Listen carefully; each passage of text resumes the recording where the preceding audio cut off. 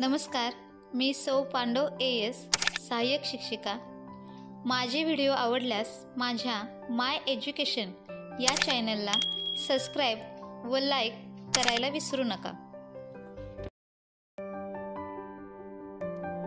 Standard 10 Subject Science and Technology Chapter number 3 Life Processes in Living Organism Second Part 2 विद्यार्थी मित्रांनो, आज आपण इयत्ता 10वी मधील विज्ञान आणि तंत्रज्ञान या विषयातील तिसरे प्रकरण सजीवातील जीवन प्रक्रिया भाग 2 याचा दुसरा भाग सविस्तर अभ्यासणार आहोत।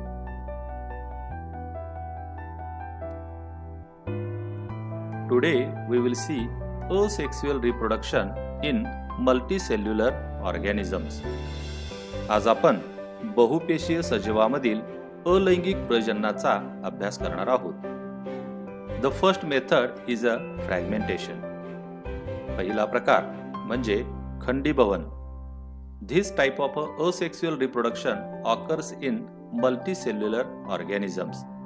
In this type of reproduction, the body of parent organism breaks up into many fragments and each fragment starts to live as a independent new organism. यामध्ये हा एक अलैंगिक प्रजननाचा प्रकार बहुपेशीय सजीवामध्ये आढळून येतो। या प्रकारामध्ये जनक सजीवाच्या शरीराचे अनेक तुकडे होऊन त्यातला प्रत्येक तुकडा नवजात सजीव म्हणून जीवन जगू लागतो। This type of reproduction occurs in algae like a Spirogyra and sponges like a Cycon. या पद्धतीचं प्रजनन आपण शैवाल, स्पायरोगायरा आणि सायकॉन यासारख्या स्पंज या प्रकारात मोडणाऱ्या सजीवामध्ये पाहू शकतो। Whenever there is a plenty of water and nutrients are available to Spirogyra, its filaments grow up very fast and breaks up into many small fragments. पहा, स्पायरोगायराला ज्यावेळी मुबलक पाणी आणि पोषक द्रव्य उपलब्ध असतात त्यावेळी त्याच्या तंतूची वेगाने वाढ होऊन ते तंतू छोट्या छोट्या तुकड्यामध्ये खंडीभवित केले जातात। Each fragment starts to live independently as a new Spirogyra fiber. If the body of a cycon breaks up accidentally into many fragments, each fragment develops into new cycon. म्हणजे प्रत्येक तुकडा नवजात स्पायरोगायराचा तंतू म्हणून जगतो। सायकॉनच्या शरीराचे जर अपघाताने छोटे छोटे तुकडे झाले तर प्रत्येक तुकड्यापासून नवीन सायकॉन त्या ठिकाणी तयार होऊ शकतो। सेकंड टाइप रिजनरेशन म्हणजेच पुनर्जनन। तर आता आपण बहुपेशीय सजीवामधील अलैंगिक प्रजननाचा प्रजनन यामधील पुनर्जनन या भागाचा अभ्यास करणार आहोत। Wall lizard breaks up and discards some part of its tail in emergency. Discarded part is regenerated after a period.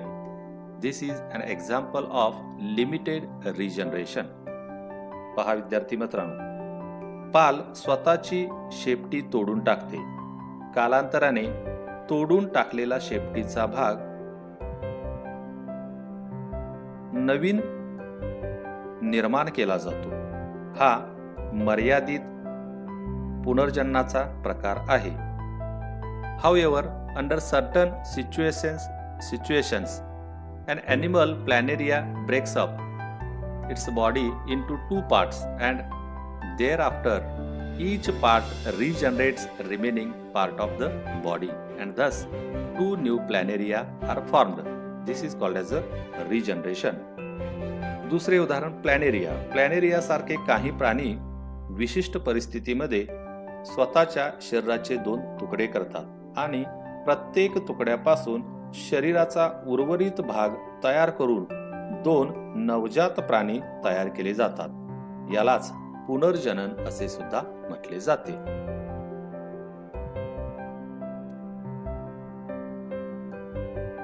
The third method, budding.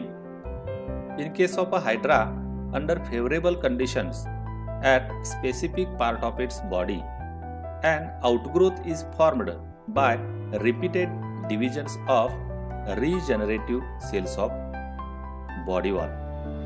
पूर्ण वाढ झालेल्या हायड्राला जर पोषक वातावरण मिळाले तर त्याच्या शरीरभित्तिकेवर विशिष्ट ठिकाणी पुनर्जनन पेशींच्या विभाजनाने एक फुगवटा तयार होतो आणि या फुगवट्यास मुकुल असे म्हणतात. This outgrowth is called as a bud. Bud grows up progressively and finally forms a small hydra. काही काळानंतर मुकुलाची म्हणजेच बडची वाढ होत राहते आणि त्याचे रूपांतर छोट्या हायड्रामध्ये होते. Dermal layers and digestive cavity of the budding hydra are in continuity with those of parent hydra. या छोट्या हायड्राच्या शरीराचे स्तर पचनगुहा हे जनक हायड्राच्या अनुक्रमे शरीर स्तर व पचनगुहेशी संलग्न असतात. Parent hydra supplies nutrition to the budding hydra. या ठिकाणी या छोट्या हायड्राचे पोषण जनक हायड्राद्वारे होत असते. Budding hydra separates from parent hydra and starts to lead an independent life when it grows up and becomes able to lead an independent life. म्हणजे ज्यावेळी छोट्या हायड्राची वाढ स्वतःचे अस्तित्व टिकवण्या इतपत होते त्यावेळी तो जनक हायड्रापासून वेगळा होतो आणि नवजात हायड्रा म्हणून निरावलंबी जीवन जगू लागतो.